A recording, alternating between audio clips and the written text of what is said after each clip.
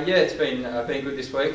All year the feeling's been really good. You know, they're all got a bunch of young kids that are just happy to be playing footy, and we're just taking little steps towards a bigger goal. I feel like the dust has settled a little bit, and the reality of playing Lonnie this weekend has sunk in. Yeah, we'll be in the Sunday game. You know, we turned up Monday and you celebrated, but we've got to get straight back into it, and we've got a huge job this week against Lonnie. Gave us a pretty good touch up last time, but hopefully the team's changed a little, so if we can fight back that margin, it'll be great. It's fair spoken about the importance of backing up that win. Yeah, he just said there's a lot of things we can take out of that game that are positive, but also things that we can work on. A lot of inside 50 work we've been doing the last few weeks, so if we can keep that going and give our tools now the best opportunity, it'll be good. I feel as though you're obviously getting Launceston on the rebound twice, not ideal. What did you take out of the last meeting with them? Well, I actually did play that game, but I think if we can, their forward line was pretty potent against us last time. I mean, Thorpe kicked a few goals, so if we can, might have to throw a few different people back. Bears had a few forwards going back and a few backs going forward just to change it up and give them the learning curve. So. He said yesterday, Bear said Cole Garland potentially could play on Thorpe. That'd be a pretty good matchup, wouldn't it, to see who wins that one? Yeah, it'd be good to see. I enjoy having Cole up in the forward line. He just gives us another target, but you know, if the job's there for Cole to do, he might have to do that, but it'll be up to Bear. Do you expect him to play? Has he been on the track? Because he put up a little bit sore, I understand. I think he was a bit sore, yeah. I think it's been 12, 13 months, so we have to just monitor him. It'll be all about how he trains tonight and pulls up tomorrow. I think the physios have been pretty cautious with him so far. Would you have won last weekend without him, do you think? It's a good question. Hard to tell, really. I think he had those, I think he would have had 10 contested marks, 20 odd touches, you know. As the forward line group, it was very good to have him. Yourself, mate, you obviously had a couple of games to the start that you didn't play on, which was that break from cricket. How important was that to sort of just freshen up a little bit after a pretty big cricket season? Yeah, well, I think a lot these days is talked about like the mental side of things, and it was good to have that break. Certainly helped me get up for trainings and stuff mentally, and physically it's always going to take a few weeks to get into it, but I feel now it's come a lot quicker than it did last year, so it's been good. Oh, Marcus, game you probably should have won last week, mate, do you think? We want to try and win every game that we come up against. Yeah, obviously a very disappointing day for the club. We lost all 3 games. But yeah, seniors specifically, I think of where we've come, where we've been as a club and where we want to go, it was a very disappointing day. And yeah, the players probably let themselves down and let the club down a little bit. Was there much that needed to be said after that game? Can you describe the mood in the rooms afterwards? Yeah, as you can imagine, it was devastating for a fair few of the guys. I think our last sort of month we've dropped off a little bit, which has been a little bit of a concern for our club. But yeah, really disappointing initially, and then watching the tape with Trent on Monday and the review, we actually watched a fair bit of the game. So the players can see and they know what they're doing wrong. It's just being able to execute, out there on game day, and we're failing to do that, which is a bit of a worry. How do you go about this week, mate? I guess no bigger ask in Tassie footy at the moment. What's the plan heading up, and to try and at least get competitive and on par with them? Yeah, I mean that's it. We want to be competitive each game we play. Clearly, North Launceston are a very good side with really good depth, so we're going to be up against it. But having said that, every week brings a new challenge. Round 2, we actually played quite well against them, and they had a pretty full strength side that week. So we'll go up there and yeah, just be competitive. We just need to execute what we're trying to do because we're failing to do that at the moment. So yeah, if we can just do the simple things that we're failing to do at the moment, then at least we're going to be in the contest. Clearly North Lonnie, they're a fantastic team, so we'll be up against it, but the boys have got to stay positive. I think it's around 8 or 9, so there's still a lot of footy to be played, and clearly as a top 5, and if we can pinch a few wins throughout the back end of the year, you never know. Do you think you're fighting for that 5th spot, I guess, with a number of other teams now? The top 4's almost locked in, I suppose? I'm not sure. I think each week, if we can play our best footy, we believe we can match it with the majority of the teams. Clearly, you got to see the history, and where we are is where we deserve to be. So we need it start improving and pretty quickly. But I think there's a bit of a gap between the top couple of sides and then probably the couple of bottom sides at the moment. So that would be a fair call. How important is, I guess, your role as a leader to try and implore on the group to not defeat themselves before they even get there? I mean, obviously, Glenorchy have knocked off an understrength North Lonnie, but no one else has really come near them. Is it vitally important for guys like yourself to say, look, we are a chance? Or? Yeah, I think so. I think just looking at North Hobart on the weekend with Colin back in the side, it's just undervalued those bigger bodies and the experience of playing numerous football games, whether it's at AFL level or VFL or whatever level it might be. It's just that experience. So clearly it's been pretty frustrating for myself to not be out there, because that's where I can contribute the most to the club. But I've got to find other ways to try and support the boys and help them out. And as long as we're learning, that's all we can ask. But yeah. How was your injury, mate? Yeah, so I ruptured my PCL. So I initially thought it was a strain, but then it was ruptured. So the MRI confirmed that. It was pretty disappointing. So chosen not to have surgery and try and rehab it. So initially it was probably 6 to 8 weeks, but was responding really well. And I've been training a little bit, but I haven't been good enough to quite play, and it would be unfair on the team and myself to try and get out there too early. And so hopefully I'm back, maybe this week, but more likely after the bye, I think. No Trent today, given, I guess, the hype that's around you guys for pre-season, and he's signing a 2-year coaching extension.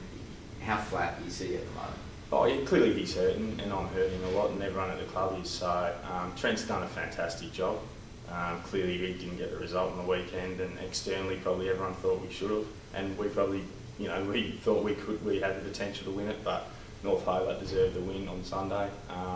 So we've just got to bounce back and stay positive, because we've got to be honest with our playing group, and we've got to show them what's letting us down. But we've got to be positive and moving forward, because, as I said, the season's nowhere near done.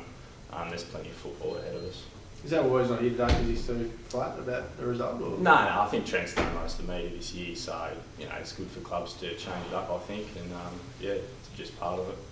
Where do you've been in the club for years now, where do you think the list is at? I mean, we almost think each and every year this might be the year you guys break through, I suppose, when you show glimpses, but then it's sort of back to same old Tigers, I guess. Yeah, I think we've probably got our best list. Clearly we've had, each year football clubs have people that come and go. It's going to take a little bit of time for new guys to gel. We're still seeing inconsistencies with our players. If I had the answers, it'd be good, but I think we've got a really good list, and it's a pity that we still can't get the best players playing in this TSL. So that's a little bit of an issue for our club, I think.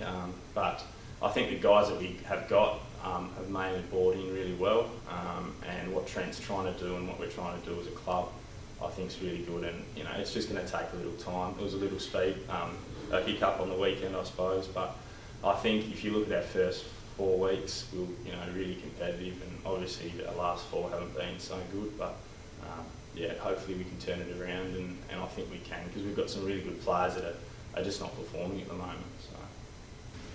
It's a danger game in a lot of ways for you guys, PK? I wouldn't say danger game, but I think Lauderdale are a good team. I think they had a bad start to the season, but you've seen now that they're starting to build and get better, and particularly at home. Twice now they've led Clarence into the home straight at home and just fallen away. And even against Launceston, they were right in touch at 3/4 time and then fell away. So they're a good team that's getting better. We go into this game out there knowing that we're going to have to play well to win. I feel the pressure's, haven't got anybody here today. I think they're feeling a bit of pressure where they're at the moment, and just little things like that could be building. Yeah, I don't know. I'm not someone who overthinks things too much like that, and you would have to ask them. If I was in Lauderdale's shoes, I'd be really looking forward to the second half of the year, or the second 2/3 of the year. Things can only get better, and they've got real potential to get better. I think they showed that last week.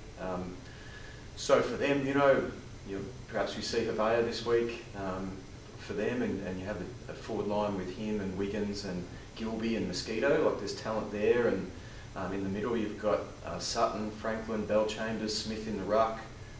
There's talent there. You know, Stanley, you know, is pretty good around the footy on the outside as well. So I don't think they lack talent. I think they're a pretty good team, particularly on their home deck.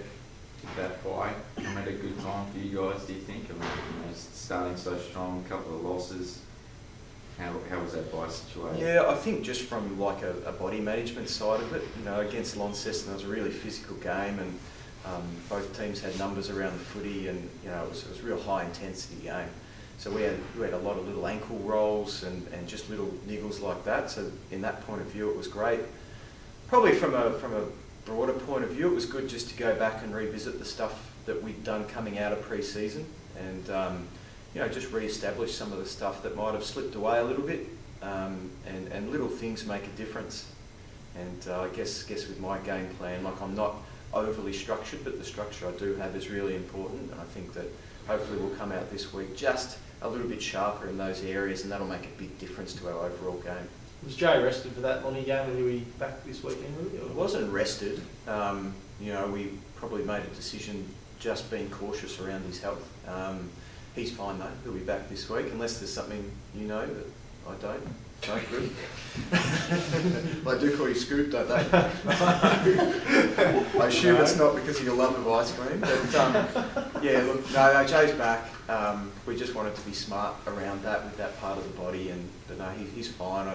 You know, they're probably, you know, our other guys as well who had those little niggles, they'll be fine as well. So yeah, again, the bye was good, the bodies are refreshed, and looking forward to this game. You learn more out of losses than you do victories? Oh, for sure. Yeah, absolutely. And I think it's not even just the fact that after a loss you look at it more. I think it's, in wins, you get away with certain things because perhaps the opposition hasn't penalised you as well as they could.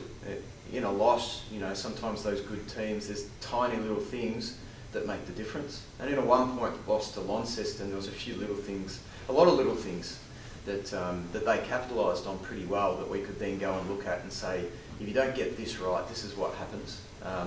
So yeah, you do, and it's, I think every team would be the same. That you know, not too many teams go through the year undefeated, but I think teams, when they do have that loss, it's a good opportunity just to reset a little bit and get back to some of those basics that have slipped away. You've been down to a game at the tip yet to have a look, and what do you make of the ground? Yeah, I mean, in terms of ground size, like I play a lot of footy at Sandringham and Frankston, which are both tight grounds, and in terms of playing for a slow fellow like me, I always liked those narrow grounds because you could cut the angles, and it was lots of contested footy, and so for me, I sort of like it. It's got a great feel about it too. Like, I was there for the Clarence game, and just a great atmosphere, and but it's a different challenge to most of the other grounds in the TSL.